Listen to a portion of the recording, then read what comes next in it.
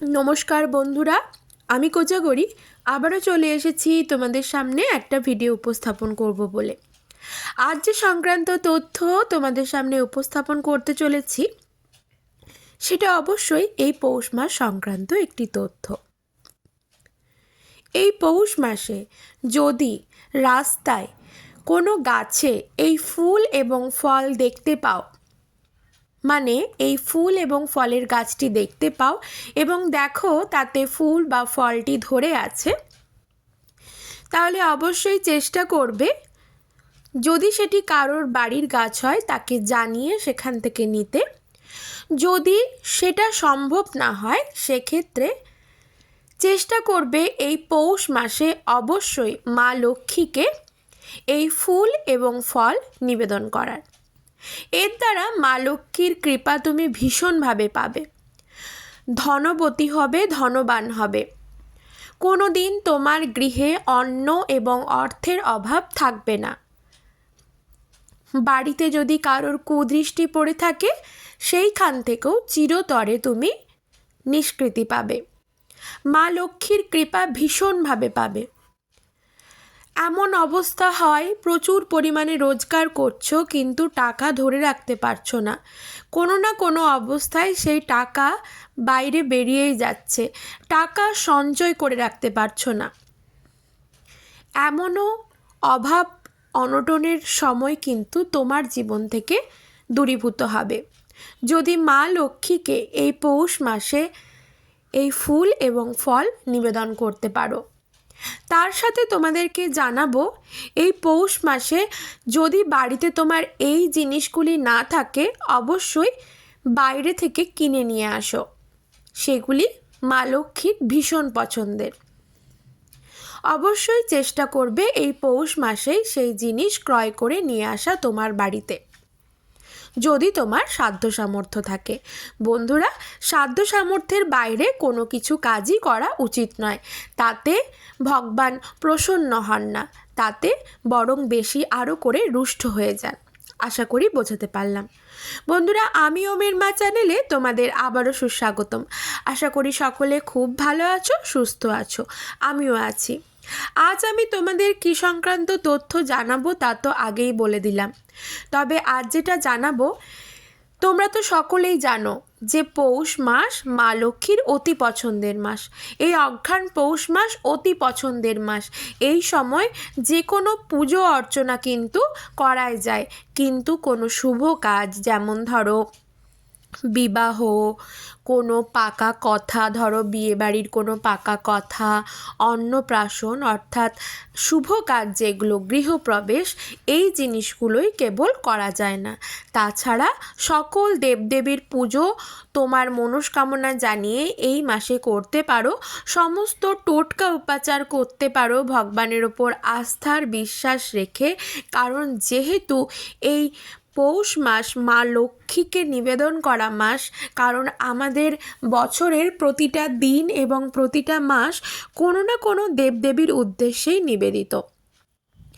তাই এই পৌষ মাস যেহেতু মা লক্ষ্মীর মাস, যদি এই মাসে কোনো উপাচার ক্রিয়া সম্পন্ন করতে পারো তাহলে ভীষণভাবে উপকৃত হবে, মা লক্ষ্মীর কৃপা লাভ করবে।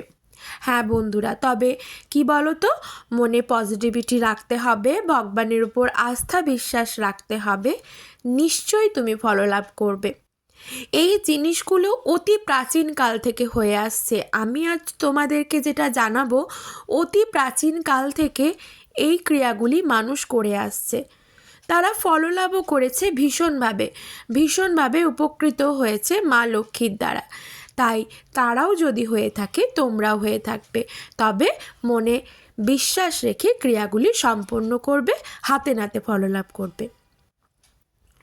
বন্ধুরা, প্রথমেই যেটা বলবো, যে জিনিস অবশ্যই তোমার বাড়িতে না থাকলে কিনে নিয়ে আসবে, সেটা হলো, তোমরা সকলেই জানো মা লক্ষ্মী ঢাক, ঢোল, ঘণ্টা এই সকলের আওয়াজ খুব বেশি পছন্দ করেন না, একেবারে বলা চলে পছন্দই করেন না।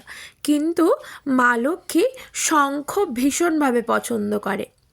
কিন্তু তোমাদেরকে যেটা কিনে আনতে বলবো সেটা তোমরা এখনই স্ক্রিনে দেখতে পাবে। তো চলো আগেই বলে দিই, সেটা হলো শঙ্খ কিনে আনবে। তার মধ্যে নিয়ে আসবে সবার প্রথম, শঙ্খ কেনার আগে মা লক্ষ্মীর অতি পছন্দের এই জিনিসটি যেটি স্ক্রিনে দেখতে পাচ্ছ, সেটা হলো কড়ি। বন্ধুরা, কড়ি নানান রকম হয়ে থাকে। সাদা কড়ি হয়ে থাকে, হলুদ কড়ি হয়ে থাকে, বড় রকম কড়ি হয়ে থাকে, কিন্তু মা লক্ষ্মী যেটা ভীষণভাবে পছন্দ করে সেটা হলো এই হলুদ কড়ি, যেটা আমরা লক্ষ্মী কড়ি নামে চিনে থাকি। বন্ধুরা, এই হলুদ কড়ি দশকর্মার দোকানে চলে যাবে। এটা সাইজে একটুখানি বড় হয় সাদা কড়ির তুলনায়, তবে একটু দেখে কিনো যাতে কড়িটি অক্ষত থাকে।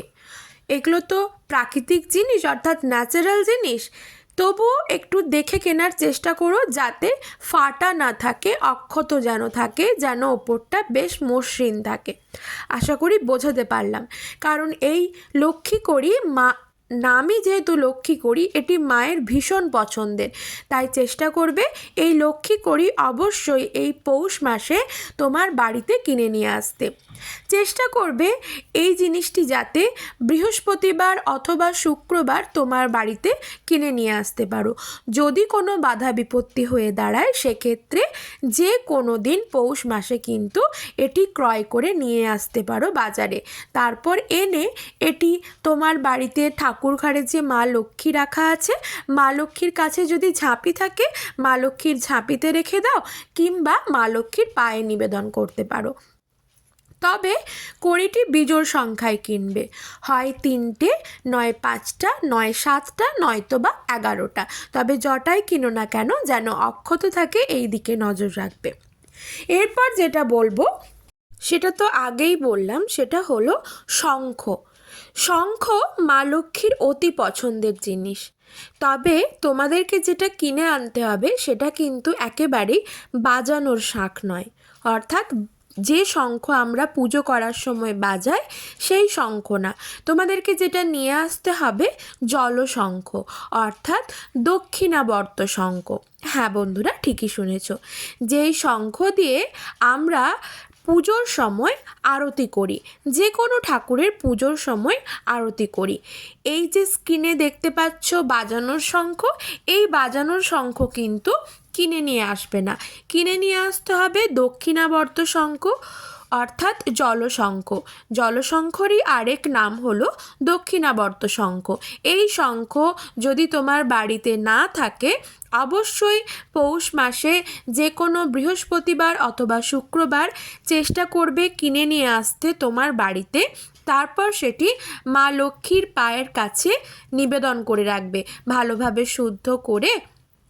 তারপর সেটি জলপূর্ণ করে ফুল সহযোগে মায়ের কাছে আরতি করবে, দিয়ে সেটি সর্বদা চেষ্টা করবে তোমার সিংহাসনে রাখার, এবং সেটি যেন কোনো অবস্থায় কখনো খালি না থাকে, সর্বদা যেন জলপূর্ণ থাকে, এবং সেখানে একটি গোটা অক্ষত ফুল বা ফুলের পাপড়ি দেওয়া অবস্থায় যেন জলটি থাকে।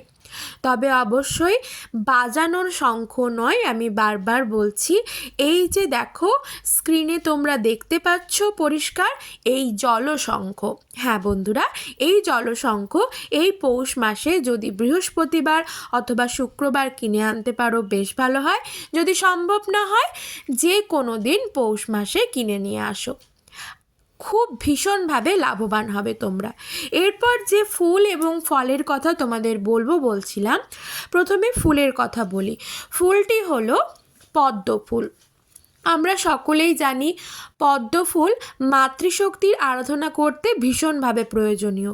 এই পদ্ম ফুল ভগবান বিষ্ণুর অর্থাৎ নারায়ণের যেমন ভীষণ প্রিয়, ঠিক তেমনই মা লক্ষ্মীরও ভীষণ প্রিয়।